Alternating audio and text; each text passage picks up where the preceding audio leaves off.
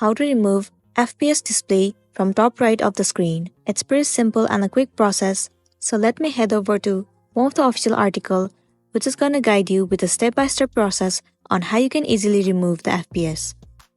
So this is one of the official article which is gonna help you out.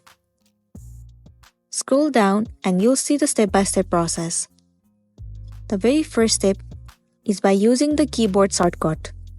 If your PC supports NVIDIA GPUs, you can remove the FPS, GPU, CPU, and LAT overlays from the top right corner of the screen with a tiny keyboard shortcut. This shortcut will only work on PCs or laptop that have the NVIDIA GeForce Experience application. To remove FPS counter from top right on Windows 11 using keyboard shortcut, simply press Alt+R simultaneously on keyboard. This will toggle statistics overlay on or off. Once done, you will be good to go.